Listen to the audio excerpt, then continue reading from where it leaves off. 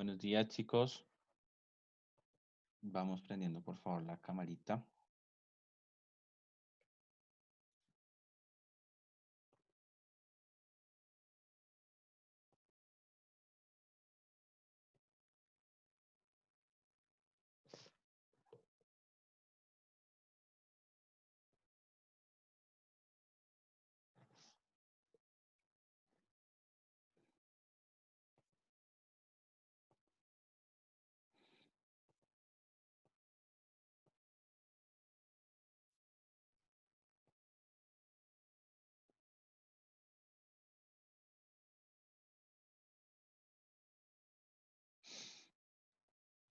Buenos días, chicos. Vamos prendiendo la cámara, por favor.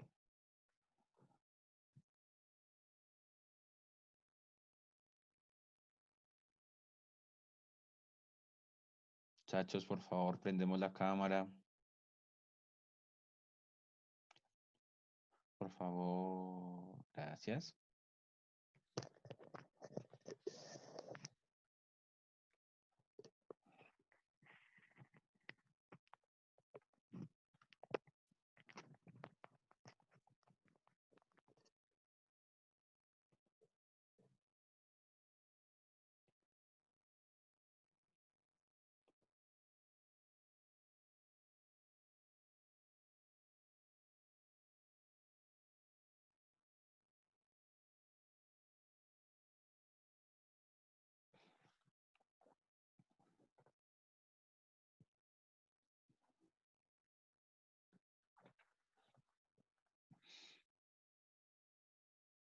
Lady organista, Sebastián, Talía, Sheila, Karen, Dylan.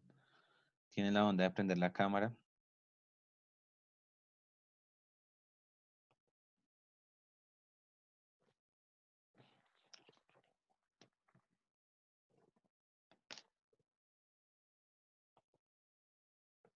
Eso, chicos. Muy buenos días nuevamente entonces para todos. Espero que estén bien. Espero que pues hayan podido descansar. Vamos a empezar la clase del día de hoy entonces. Hoy tenemos dos clases, ¿no? Nos vemos ahorita y nos vemos a la tercera y cuarta hora. Entonces, empecemos de una vez con filosofía, pues para poder abordar el tema. Chicos, recuerden que todos los temas están siendo evaluados en plataforma, lo que quiere decir pues que en la plataforma les irá apareciendo a ustedes las preguntas, así que es bueno que estén tomando apuntes, ¿listo? Recuerden que todos deben estar tomando apuntes, ¿sí? Para que pues tengan el conocimiento. Igual cualquier duda, pregunta o comentario la pueden estar realizando en el transcurso de la clase. ¿Listo? Para que lo tengamos muy, muy presente, ¿vale, chicos?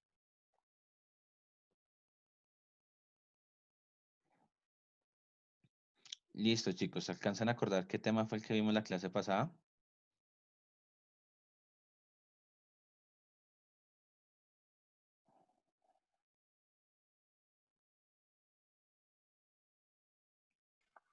Profe, vimos lo de la filosofía escolástica y quedamos en los representantes de la misma. Listo, gracias. Muy bien. ¿Se acuerdan qué es escolástica? ¿Qué hace referencia a lo escolástico? A la escuela. Muy bien, Gisela, la escuela. Perfecto, chicos. ¿Y es la escuela igual que la de Doña Rita o qué tipo de escuela es?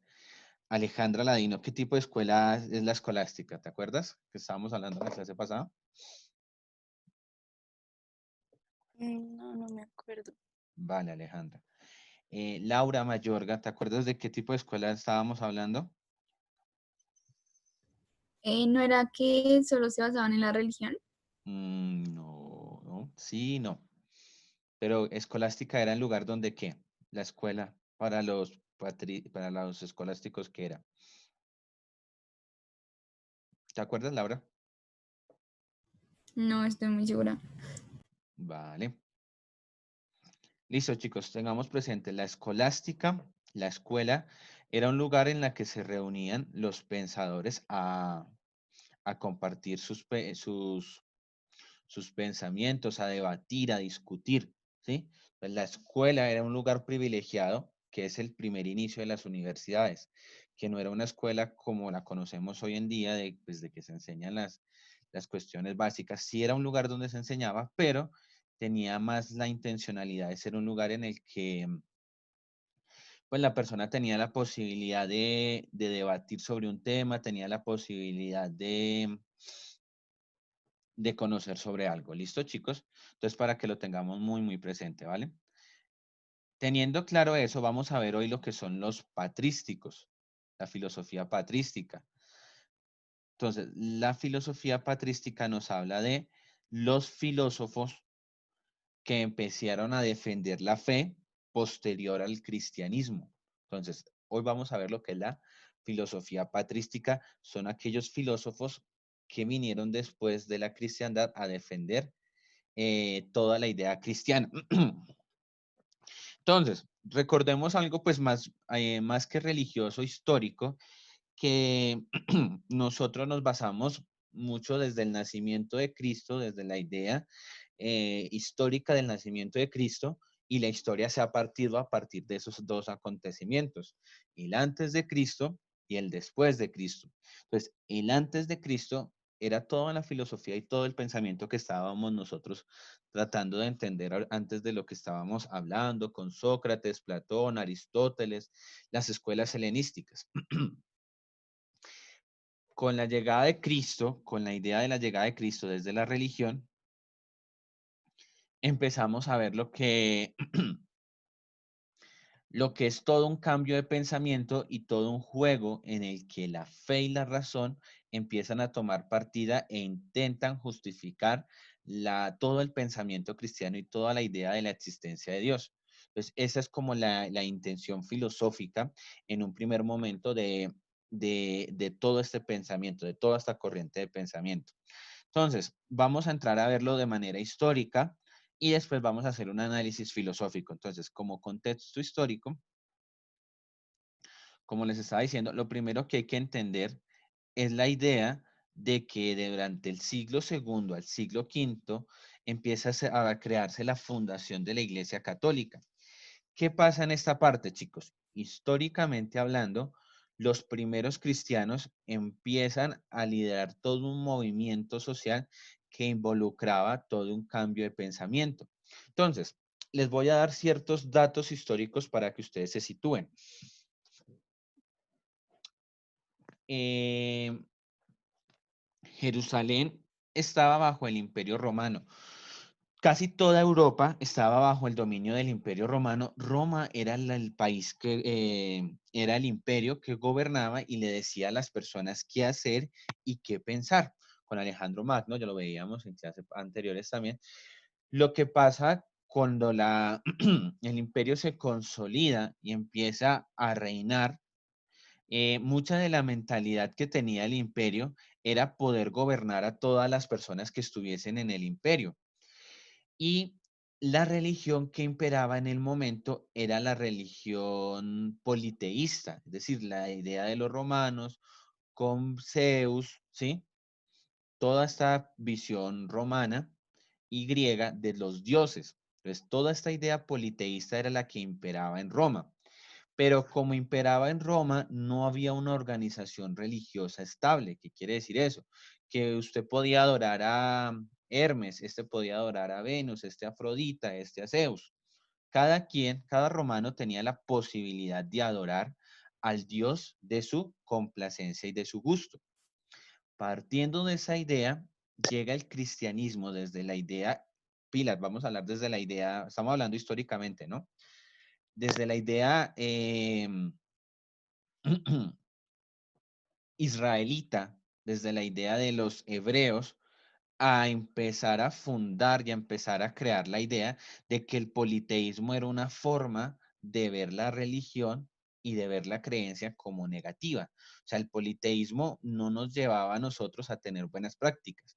Ahora, los cristianos en su momento eran personas muy ejemplares en su comportamiento, los primeros cristianos. Entonces, ellos se comportaban bien, daban testimonio de lo que habían aprendido. Y muchas de las religiones politeístas que en ese momento imperaban, no lo hacían. Ellos se permitían pues gozar de ciertos placeres mundanos. Recuerden que estaban bajo ese pensamiento helenístico de gozar y disfrutar sobre los placeres de la carne. Entonces ellos no le daban como mucha importancia, sino que pues disfrutaban, pues digámoslo entre comillas, de su vida, sin darle mucha importancia a la idea de pronto preservar su cuerpo, preservar su alma. Los cristianos tenían esa mentalidad y empiezan a infundírsela a toda esta corriente de pensadores romanos y les empiezan a decir, bueno, ustedes tienen que cambiar su mentalidad. Entonces empieza a haber un choque entre pensadores, chicos. Por un lado, los romanos que tenían su politeísmo y por un lado los cristianos que traen todo el mensaje cristiano y lo quieren infundir. ¿Listo? Tengamos en claro esas dos ideas en la mente. Porque a raíz de ese enfrentamiento entre el pensamiento romano y el pensamiento cristiano es que nace la patrística. Entonces, la patrística como tal nace después de las predicaciones de los apóstoles y discípulos de Jesús. Entonces, todos estos pensadores aprendieron el buen actuar y el buen obrar, ¿sí? La enseñanza de Cristo apuntaba al buen actuar y el buen obrar. Partiendo de ese principio, los cristianos empezaron a adaptar ese pensamiento a la filosofía. Si ustedes recuerdan, hablábamos que la filosofía era el arte del buen vivir. Los cristianos adaptaron eso. Nosotros estamos dando pautas esenciales para que las personas vivan y convivan de la mejor manera. Entonces, a partir de eso, los cristianos empiezan a hacer estas uniones. Las comunidades cristianas se ven en la necesidad de fundamentar la fe. ¿Qué quiere decir eso? No es lo mismo yo ir a una ponencia, demos un ejemplo, en la universidad, no sé, nacional, y quiera hacer una ponencia teológica, y yo llegar con la imagen, no sé, del divino niño y decir, es que mi fe es porque yo creo en esta imagen. No, los primeros cristianos se dieron a la tarea de fundamentar la fe de manera racional, porque ellos estaban enfrentando a unos romanos que eran filósofos, a unos romanos que al mismo tiempo eran personas muy preparadas, personas muy ilustradas. Entonces, los primeros pensadores, los patrísticos como tal, vienen a ser esos padres que retoman todo el pensamiento cristiano, usan la filosofía y lo convierten en una defensa de la fe. Claro, hasta ahí, chicos, hasta el momento, ¿alguna pregunta? ¿Algo que no haya sido entendido? Daniel Rubio, ¿alguna pregunta? ¿Daniel Rubio no está? Sí, profe. Ah, ya. ¿Alguna pregunta, hijo? No, señor. Listo, chicos. Ahora, voy a hacer unas preguntas para que ustedes me colaboren entendiendo un poquito más. ¿Ustedes se acuerdan qué es un dogma, chicos?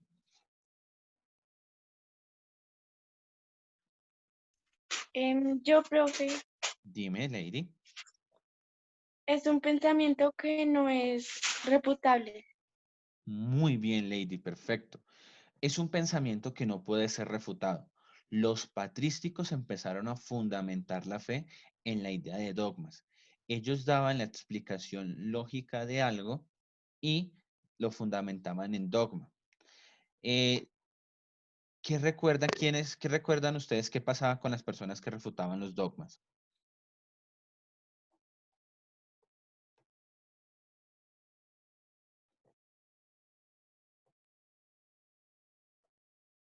¿No se alcanzan a acordar, chicos? ¿Cómo se llamaba aquellas personas que intentaban refutar los dogmas? Herejes. Muy bien, Giselle. Entonces, estas personas se llamaban herejes. No era porque fueran malas, es decir, muchos de los pensadores han tildado al hereje como alguien malo, no, al contrario. Filosóficamente hablando, el hereje es una persona que tiene una posición distinta de la que están presentando. Es una forma de pensamiento aceptable. Entonces, partiendo de eso, chicos, todo el periodo patrístico se va a convertir en eso, en la creación de dogmas y en la instauración, en la refutación de herejes. ¿Sí? Entonces, pilas con lo que voy a decir acá, sin ánimo de ofender la religiosidad de nadie, sin ánimo de entrar en debate religioso, vamos a entrar a ver el periodo patrístico como la idea de la fundamentación del cristianismo. ¿Sí? ¿Qué quiere decir esto? Los patrísticos, se dieron a la idea de justificar la vida de Jesucristo ¿sí? De pronto nosotros conocemos por tradición de nuestras familias, como la verdadera religión y como el camino a seguir para llegar a la verdad. Entonces, vamos a partir, quiero pues que vayan tomando apuntes. En este periodo, tanto en la escolástica como en este, se da la unión entre fe y razón. La fe y la razón toman una importancia significativa durante este periodo porque son estas dos las que se van a venir a enfrentar. Entonces, los patrísticos, como les decía a ustedes, se enfrentan a la necesidad de fundamentar las creencias. ¿Quién me puede decir qué creencias? ¿O alguno sabe de pronto qué creencias había que fundamentar? ¿Se puede imaginar alguno de ustedes? No.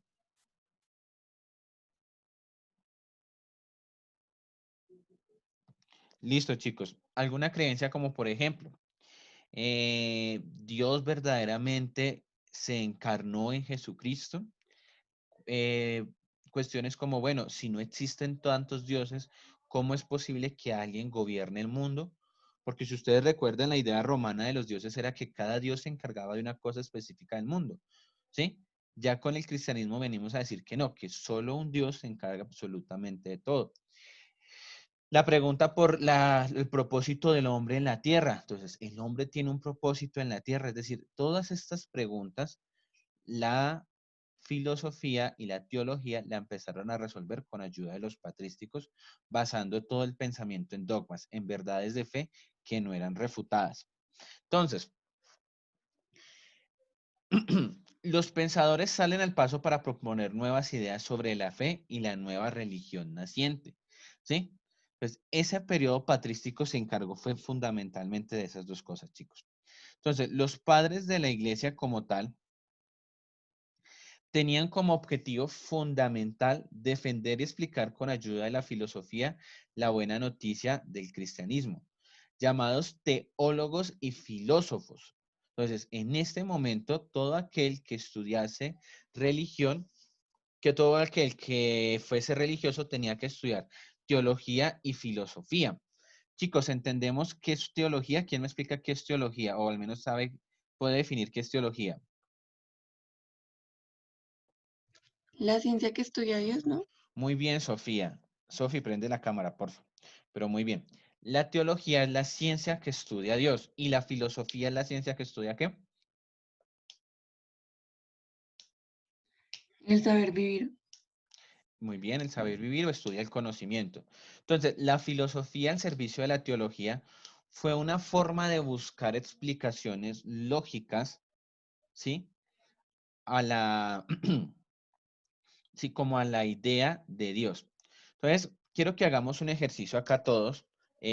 Por favor, me colaboran, estamos muy atentos, les pregunto. La idea no es poderle preguntar siempre a los mismos, sino pues que otros participen. Si yo les digo a ustedes que como patrísticos, ustedes van a ser patrísticos en este momento, necesitamos fundamentar nuestra fe, ¿sí? Y les digo yo a ustedes, expliquemos, ¿sí? Pilas, expliquemos qué hay después de la muerte. ¿Qué ideas tendrían ustedes? ¿Mm?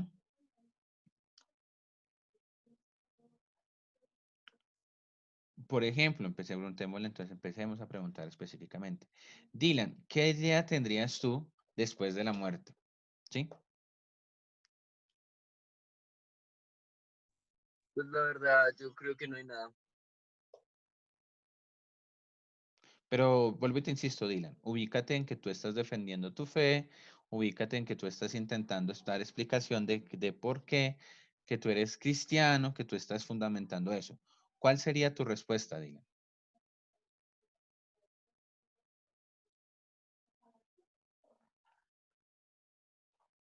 Pues después de la muerte, pues seguiría, yo diría que según la religión, Ujú, defendiendo mi teoría, ujú.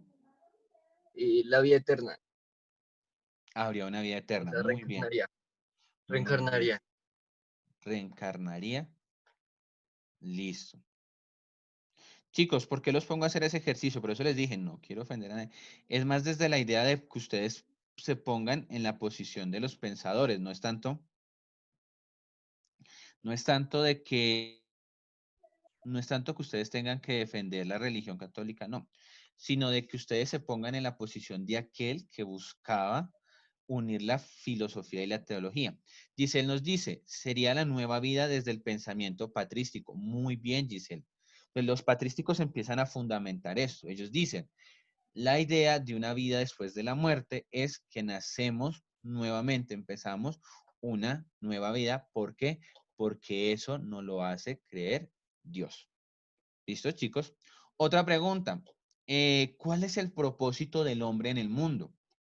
¿Ustedes cómo responderían? Vuelvo y les insisto, como patrísticos. Chicos, yo sé que de pronto es un poco complejo, porque muchos me dirán, profe, yo no soy creyente. Claro, es válido. Yo no puedo entrar a convencerlo a usted de algo y no lo voy a hacer. Al contrario, para mí los mayores creyentes son los ateos.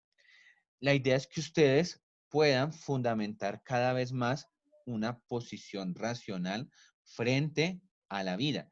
Si a usted le dicen, por ejemplo, como le dije yo a Dylan, ¿tú qué opinas de tal cosa? Tú tienes que conocer las otras posiciones, porque a veces nos convertimos en personas de que no, yo no creo, no, ¿por qué no cree? No, ¿por qué no? Porque esa religión es mala, pero ¿por qué no cree? Usted tiene que conocer para decir es que no creo. O al contrario, tiene que conocer para decir yo creo. ¿Mm? Entonces, volvemos al punto. Chicos, desde los patrísticos, ¿ustedes cómo opinarían? ¿Cuál es el propósito del hombre en el mundo? Preguntémosle a Sebastián Ortegón.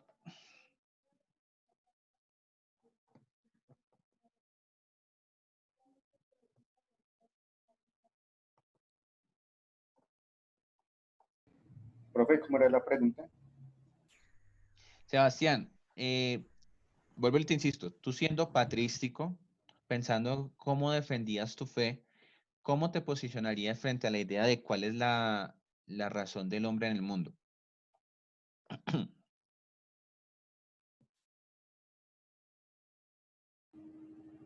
Pues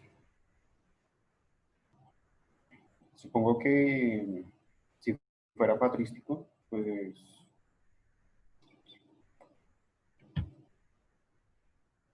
no sé, que hay más después de la muerte o No, que hay algo que, ¿no? pero ¿cuál sería el propósito del hombre en el mundo? Pues tú como patrístico, así, un ejemplo, tú dices, no, el propósito del hombre en el mundo es,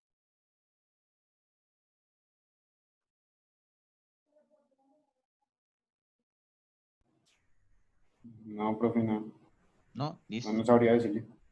vale. ¿Quién se atreve a contestar o le pregunto a otra persona? Yo, profe, Dime, Michael. pues yo diría que siendo del modo patrístico, entonces diríamos que este mundo sería como una escuela de aprendizaje básica para el que sigue, por decirlo así. Exacto, vale, eso es una muy buena postura. Otra postura era decir que nosotros estamos para agradar a Dios y complacerlo a Él. Pero la de Michael me parece muy genial. Entonces, chicos, la cuestión es esa, ir sincronizando nuestra mente para entender eso. Vamos a avanzar un poco para terminar el tema como tal y entender también cómo se empieza a dar como toda la cuestión del pensamiento en esta parte. ¿Listo?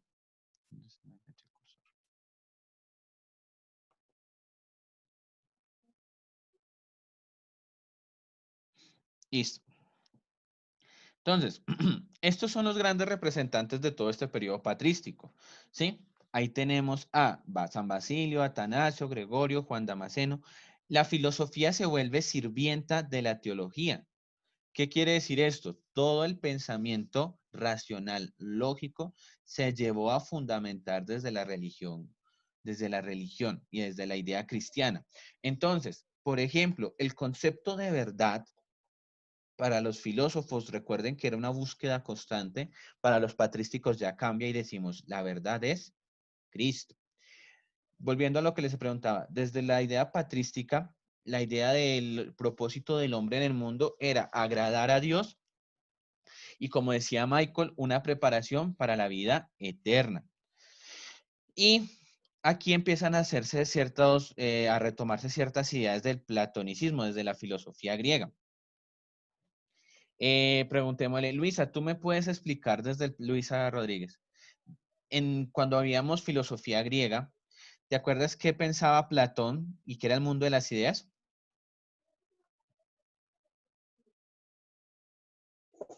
¿Qué pensaba qué, señor? No, no me entendí. ¿Qué pensaba Platón y qué era el mundo de las ideas? No me acuerdo. ¿No? Chicos, ¿quién se No. acuerda qué pensaba Platón y el mundo de las ideas? ¿Qué era el mundo de las ideas?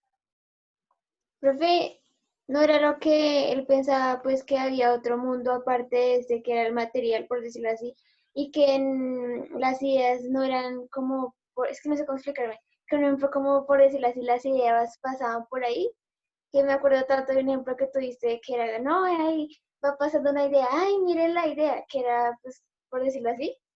Sí, muy bien. Ese es el mundo de las ideas de Platón.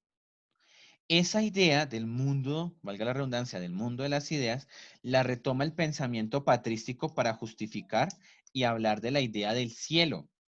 ¿Sí? Si ustedes alguna vez cayeron en la cuenta, la idea de creer de que existía un lugar donde habitaban las ideas, donde había un organizador que le da origen a estas ideas, nace mucho del pensamiento patrístico, de la idea de que el cielo es el lugar donde habitan todas las ideas y donde confluyen.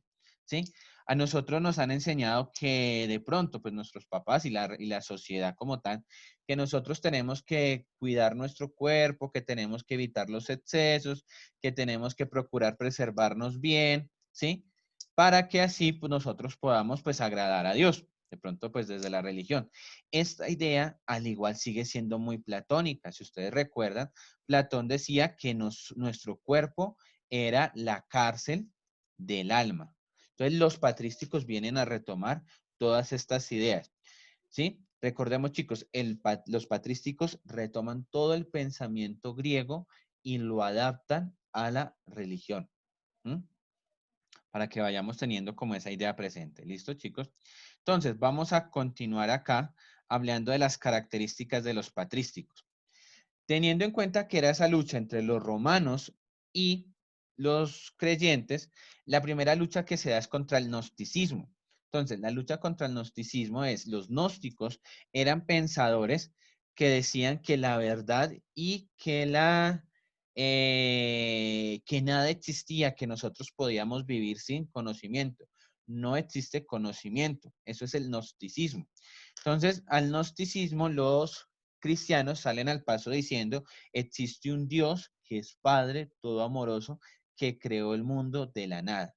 ¿Sí? Porque para los gnósticos no existía la verdad, no existía nada. Ellos dicen, no. Los patrísticos dicen, sí existe la verdad, sí existe un Dios que lo creó todo de la nada. ¿Vale, chicos? La siguiente, mucho del pensamiento griego y mucho del pensamiento romano era como Dylan proponía, que después de la muerte no venía nada y pues que el cuerpo era material, como lo veíamos con la filosofía helenística, y que después de la muerte pues ya se terminaba toda la vida y acabábamos. Así salió, dijo el dicho, nos moríamos. Nos moríamos y pues no sucedía absolutamente nada más. Entonces, ya la idea de los patrísticos es que el alma era inmortal y que el alma, como lo dijo después Dylan, el alma volvía a Dios, volvía al paraíso, porque es creación directa de Dios y no reencarna. ¿Qué quiere decir? Estaba también la idea de la reencarnación de que cuando uno moría, uno volvía en otra persona o en otra especie. La lucha contra, dice lucha contra qué, pues recuerda que está la lucha contra todo el pensamiento romano y griego, todo el pensamiento greco-romano y de los cristianos. Entonces, todas las ideas greco-romanas, los cristianos las buscaban contradecir, ¿sí? Entonces, por ejemplo, la idea greco-romana, recuerden, después de la muerte no hay nada, no hay por qué preocuparnos de nuestro cuerpo, de nuestra alma, nosotros vamos a morir y ya. Esa es una idea greco-romana. Los cristianos vienen a proponer, no, hay que cuidar nuestra alma para que ésta vuelva a Dios y no vaya al infierno. Esa es la concepción cristiana, esa es la concepción religiosa, greco-romana. ¿Listo, chicos?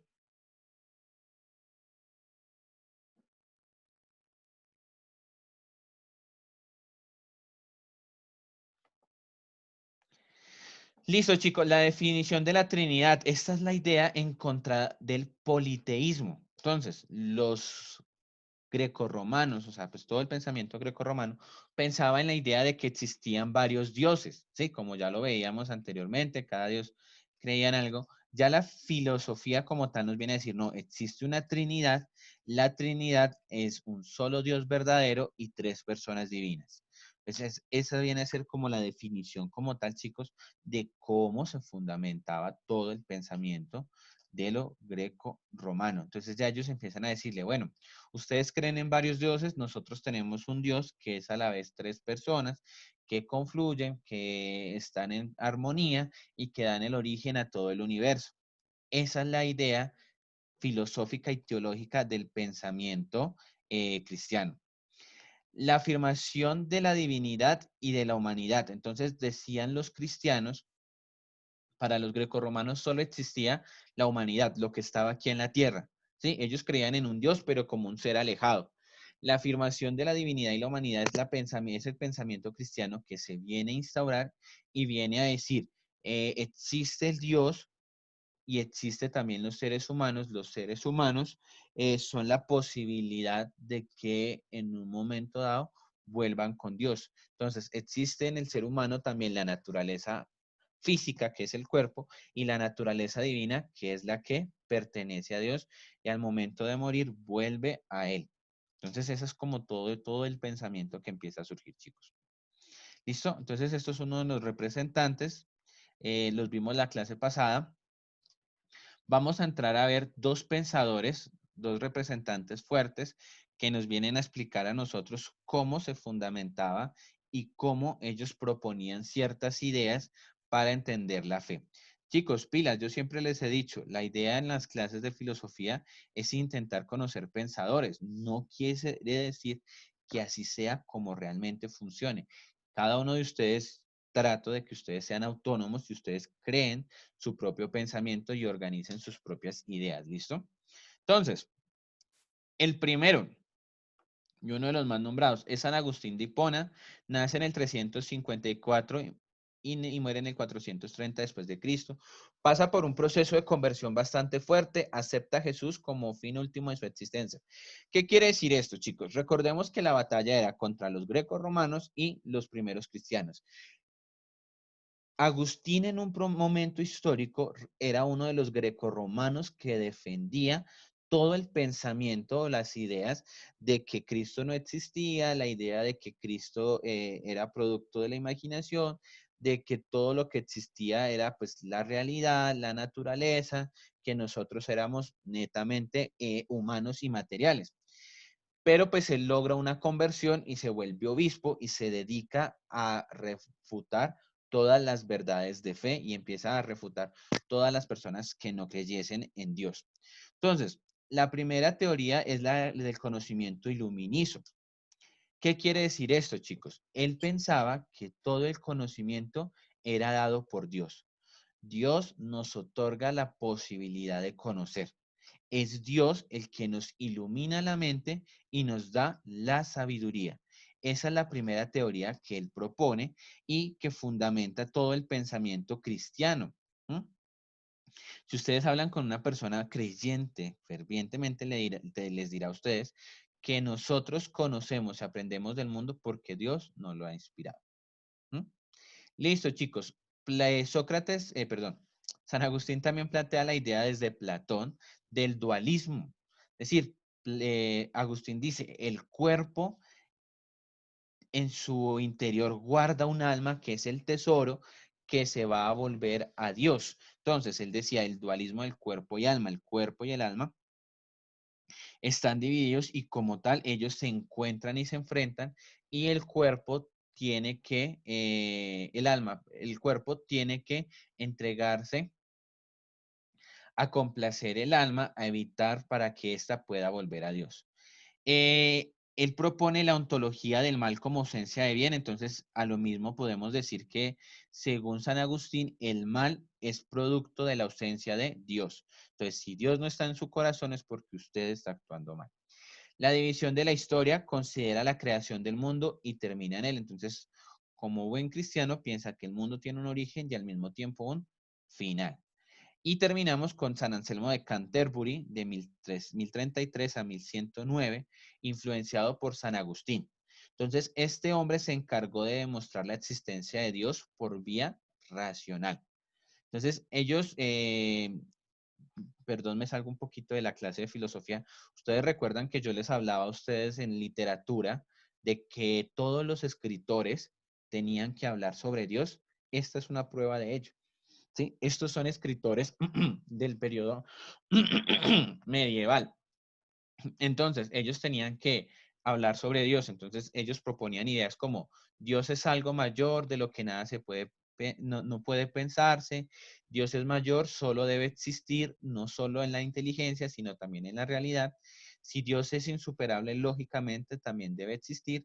Dios es aquel ser mayor más allá del cual no se puede concebir otro más grande. Entonces, todo este es el pensamiento y todo esto pues hace parte de los escritos muy propios de este periodo histórico, chicos. ¿Listo? Termino pues con los referentes bibliográficos y dando una conclusión de la clase, chicos. Entonces, tengamos presente dos cosas, ¿listo? Cuando somos filósofos, la filosofía nos permite a nosotros prescindir de ciertas cuestiones netamente sociales. Una de ellas es la religión. Pero hubo un momento histórico como en el que acabamos de ver que la filosofía estuvo al servicio de la religión. Ahora, para nuestro momento, cada uno de ustedes es autónomo de creer. Es decir, yo no le puedo decir a, no sé, Giselle, usted tiene que ser budista o islamista. No, cada uno de ustedes es autónomo de creer. Si usted es católico, si usted es cristiano, usted fundamenta su fe en una creencia, ¿sí? Pero nosotros aquí en filosofía empezamos a pensar de alguna manera esa fe. ¿Cómo ustedes pueden entender o analizar su fe? ¿Mm? Yo siempre los invito, cuestionen absolutamente todo lo que les presenten, ¿sí? Si la religión les dice a ustedes, es que esto pasa por esto y esto, ¿por qué? ¿Por qué me está diciendo esto? Es que el alma es mala, el alma es buena y el cuerpo es malo. ¿Por qué el cuerpo es malo? ¿Qué es el mal? Supuestamente el mal es todo aquello que desagrade a Dios. ¿Eso es lo malo? ¿Mm? ¿Por qué va a desagradar a Dios si somos humanos? Entonces, todas esas preguntas es para que ustedes la piensen. Quedémonos con una idea, chicos. La patrística, como momento histórico, fueron filósofos, teólogos que estuvieron en la defensa de la fe. Y aquí empieza esa gran batalla entre fe y razón. Los que creen en la Biblia y dicen verdades que dice la Biblia y los que fundamentan su conocimiento en la razón. ¿Vale, chicos? Chicos, ¿alguna pregunta, duda, comentario, algo que no haya quedado claro? ¿Sí?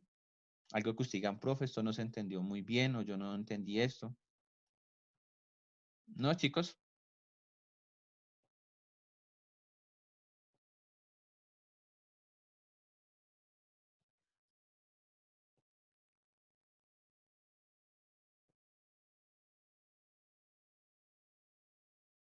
Listo, chicos. No habiendo más, entonces damos por terminada la clase. Les pido el favor a ustedes que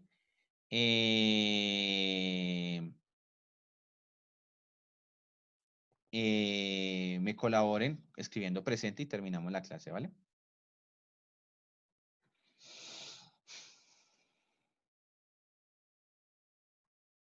¿Listo? Entonces, listo, chicos. Entonces, que tengan buen día. Voy a finalizar porque ya se juntaron las clases. Chao, chicos. Chao, profe.